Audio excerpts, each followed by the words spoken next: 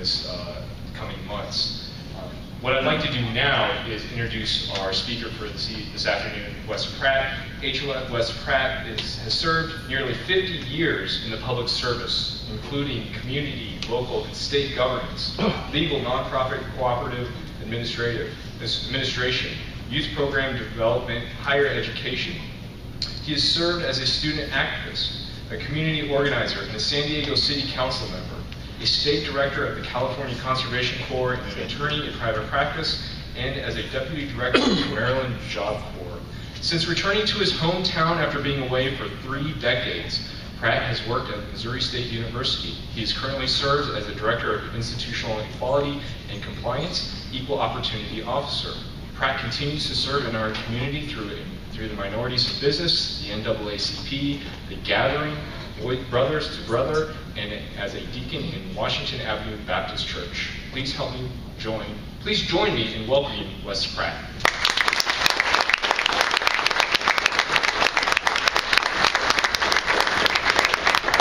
Thank you, Brian. I appreciate that. Can you hear me? I might have to sit down. Sorry about that, but got a bad wheel. I'd like to thank you for the opportunity to share with you at least my perspective about the exhibit and sort of what it means. And I'd start by pointing out that in 1963, the year of the March on Washington, I was a 12-year-old attending Pipkin High School, growing up here in Springfield. I grew up in the Springfield Public School District. I attended Campbell and Berry and Boyd, and then went to Pipkin Junior High School, and then went to Central. And after that, I graduated from Missouri College, left my hometown to pursue law school and a career in public service. That was about in 1976.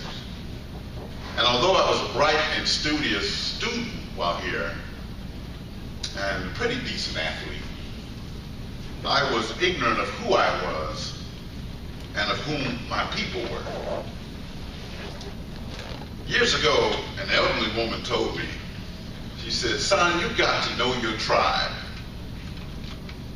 Son, you got to know your tribe." But I knew very little about who my tribe was, about who my family was, and who my people were, and what contributions they and other diverse citizens and residents had made to this nation of my birth. I knew very little of the history of slavery in America, or about the fact that slavery was based on race and not just economics, of how Africans in America were so inhumanely treated. I really didn't know that through my educative years here in Springfield, Missouri. I knew nothing of the 1906 lynchings of 3 black men on the public square, even though their relatives, many of whom I've known all my life. I didn't know that nearly 20% or more of this city was African American at that particular time in history, that blacks were major landowners, and a black family owned the largest grocery store that was patronized by both black and white people. I didn't know that Walter Majors, a local inventor, had invented the only gas-driven vehicle in Springfield at that time, or that Scott Joplin, Langston Hughes, Josephine Baker, and other black artists were born in Missouri. I didn't know. I didn't know that 3 of my future children would be the descendants of one of the first homesteaders in Greene County, John Looney, a white slave owner from Kentucky who settled in Willard, Missouri. My children's mother's maiden name was Looney, and the black Loonies in the Springfield region were the slaves or the descendants of slaves of slave owner John Looney. The slaves, as you may know or may recall, would be given the last name of the slave owners. And it was not until 2007 did the descendants of the black Loonies and the white Loonies reunite at the historical designation of John Looney's burial site in Willard. I was there that day, and I bathed in the irony of the fact as well as the humanity of what that represented on that particular day. I knew nothing about the contributions of blacks to the American Revolutionary War, the Civil War, or of any war for that matter. I didn't know about the Navajo code talks. I didn't know about blacks who invented the traffic light, performed the first open heart surgery, invented the comb, or of the ancient Africans who invented math, metallurgy, and who established probably the first university in the world in Africa that educated not only Africans, but Europeans from all over the world. I did not know my tribe. I did not know my tribe. I didn't know my history, nor were those contributions shared with me in the public school system that I was educated in, that I grew up in, and that I spent all of my formative years in. The contribution of diverse Americans was never shared with me, nor was it shared with any of my classmates, be they black or white. But it was during this period of time, in the 1960s, that America, and even Springfield, Missouri, was waking up to the fact of how black people had been discriminated against, brutalized, mistreated, and murdered and maimed, and denied education. How they were denied justice, fairness, and equity, not only de facto, as a matter of fact, but also de jure, by law.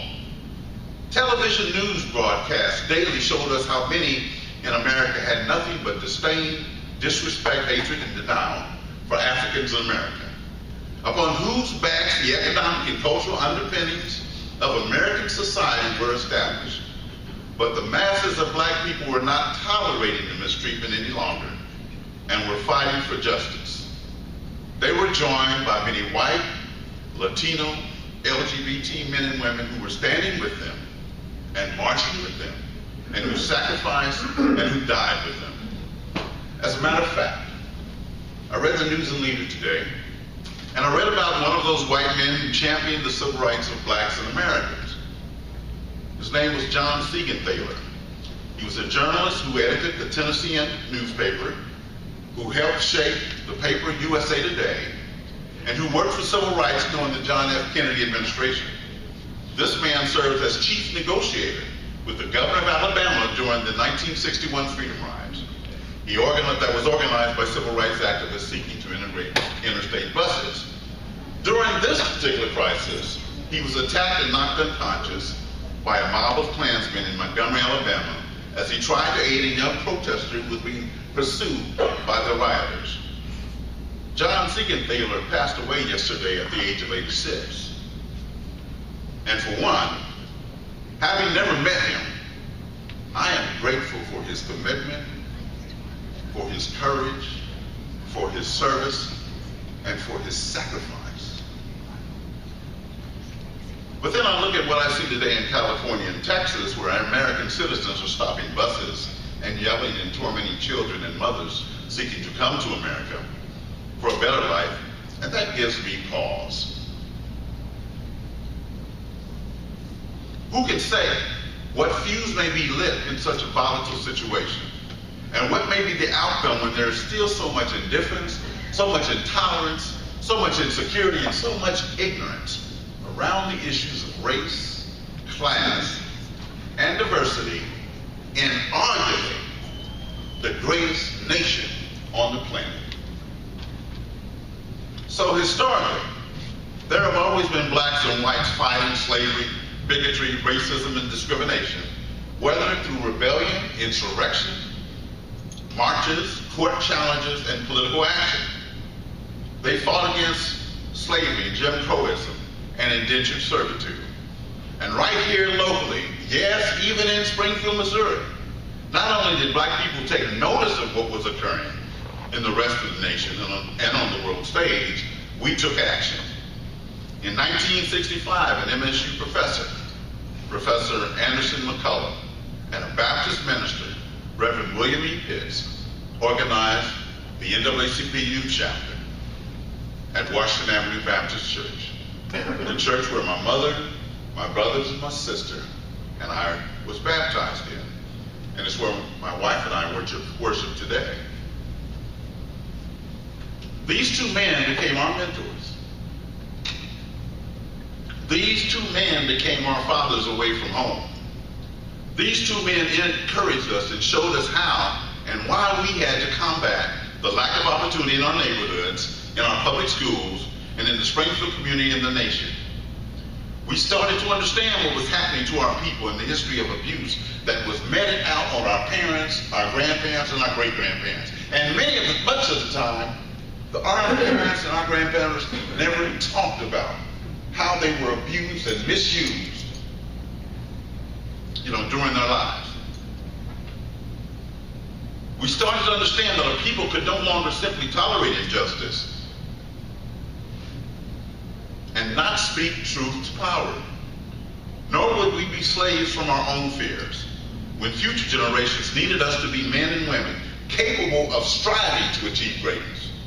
So we organized, we demonstrated, we marched, and we challenged the powers that be to meet the needs of all Springfieldians, because we too sing America. We too sing America.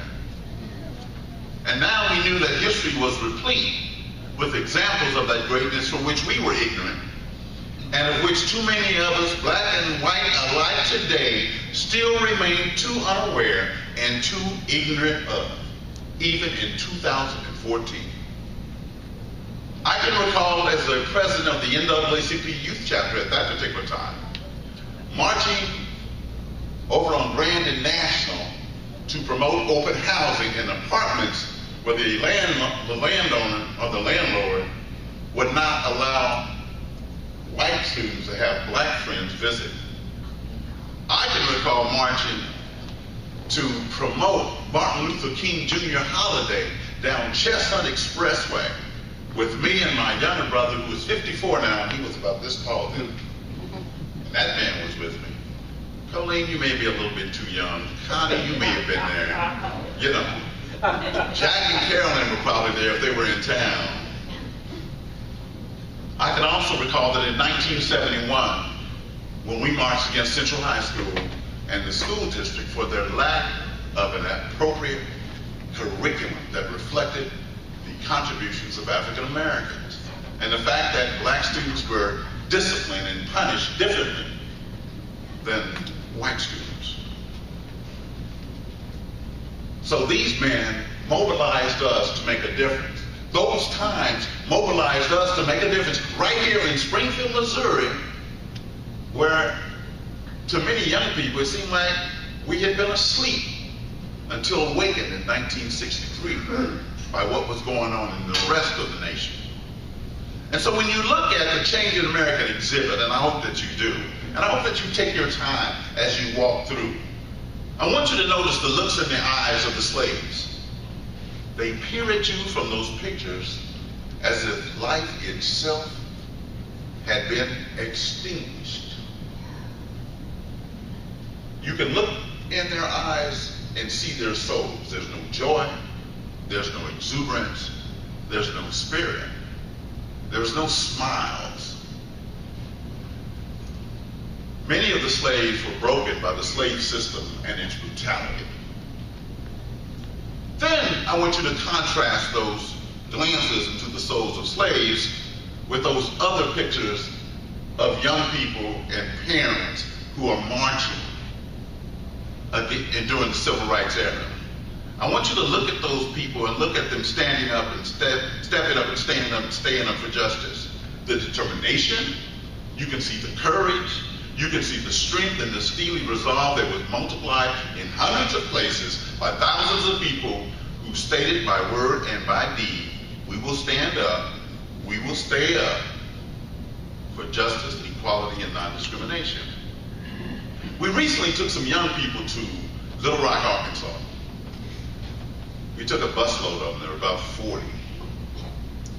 And we went to a museum downtown, and it was during the Juneteenth celebration. And then we went to Central High School. And in there, they have an event center. And in that event center, they've got books and films, and they've got displays, and they've got the history of blacks in Arkansas and of the Little Rock school situation. And they have film footage of these 9 young people who are trying to go to school in the brand new Central High School at that time. And they're being spat on. They're being called niggas.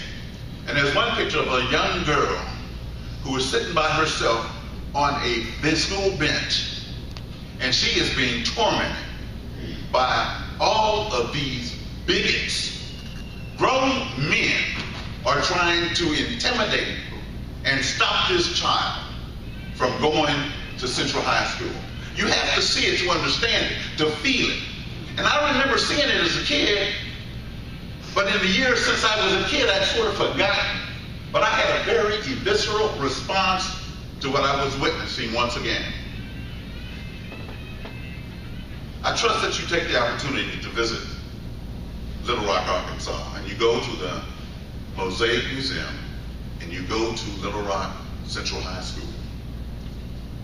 It's a very powerful experience. And so as I reflect upon that, I understand that young men and women of all persuasions from all backgrounds started to step up, and stay up, to fight for justice, fairness, and for equality. We would not and could not turn away from what was occurring locally and nationally. And for me personally, my social consciousness was peaked at that particular point in time in my life. And it manifested itself in my life's work, first as a student and community activist, then as a social change agent making a difference by dedicating my life to the change that was and still is needed, and as a public servant working in local and state government, in law, and in the nonprofit corporate sector, and now in higher education. So let me quickly walk you through some of the journey toward equality that you may have forgotten, that you may not have known. Some of the events that shaped America's history that brought us to this commemorative and insightful tribute to a change in America. In 1863, President Abraham Lincoln signed the Emancipation Proclamation that freed the slaves. In 1870, the 15th Amendment to the U.S. Constitution is ratified. It prohibits the federal and state governments from denying citizens the right to vote based on race, color, or previous condition or servitude. That was in 1870. In 1920, 50 years later, the 19th Amendment gives women, the 19th Amendment gives women the right to vote. 50 years later, then it gave black people the right to vote.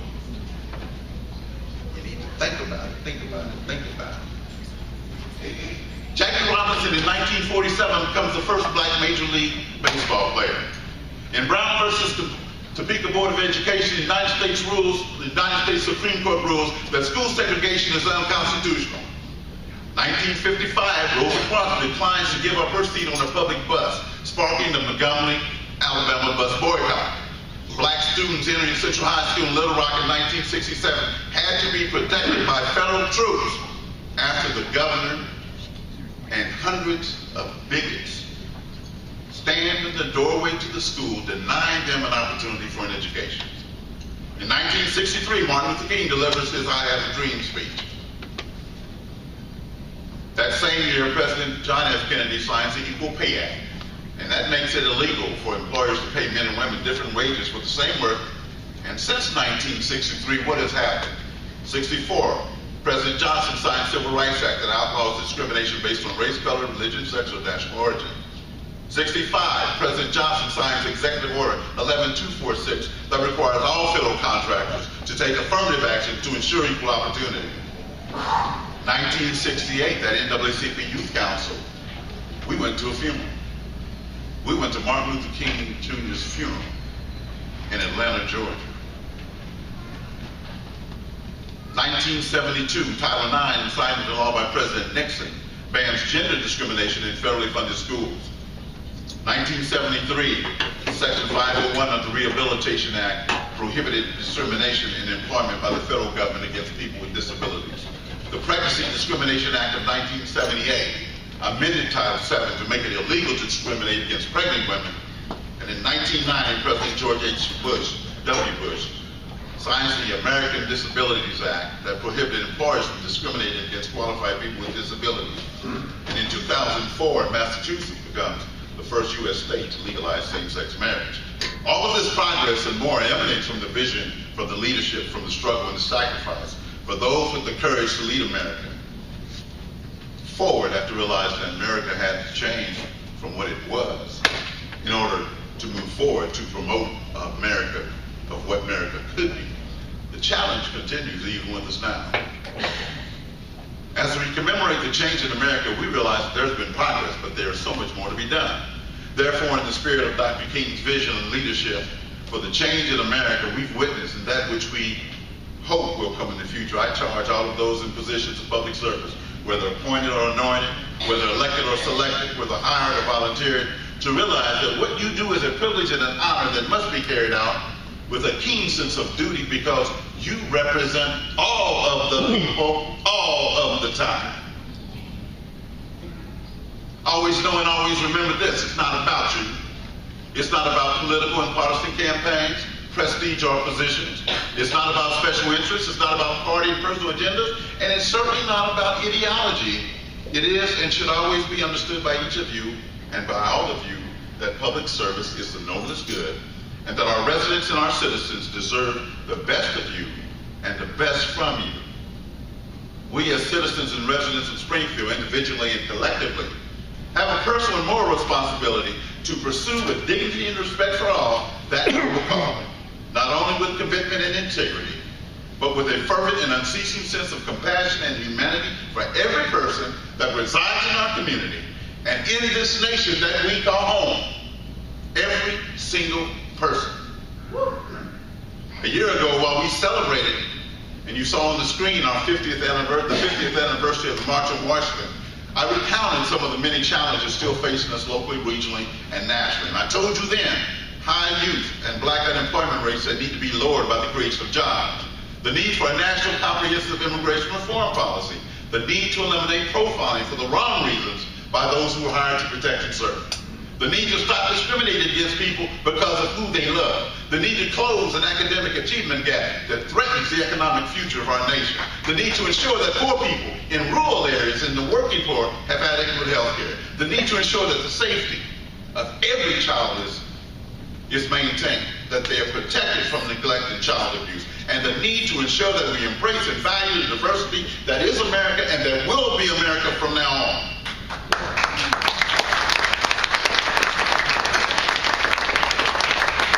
Our individual and our collective progress may in part have begun with the Emancipation Proclamation in 1863, and it may have continued through the March on Washington in 1963.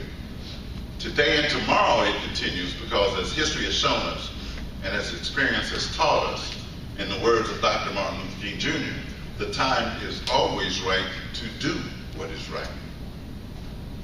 I'd like to thank the Springfield-Greene County Library District and the Greater Springfield Race and Faith-Based Collaborative, the Friends of the Library, and the Library Foundation for this year-long series on race and race relations. Please know that your efforts are appreciated. Please know that your efforts should not end today.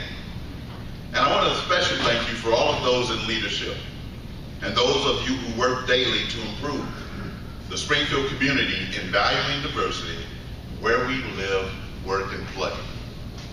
In closing, I'd simply like to share with you a prayer written by W.E.B. Du Bois that's just as relevant today as it was when he labored in the vineyards for justice and respect for all people in the early 1900s.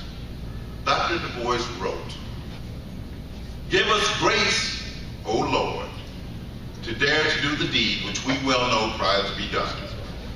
Let us not hesitate because of ease or the words of people's mouths or our own lives. Mighty causes are calling us. The freeing of women, the training of children, the putting down of hate and murder and poverty, all these and more, but they call with voices that mean work and sacrifice and death. May we find a way to meet the task. May we find a way to meet the task. May each of you as individuals and collectively continue to meet the mighty causes that are calling us daily."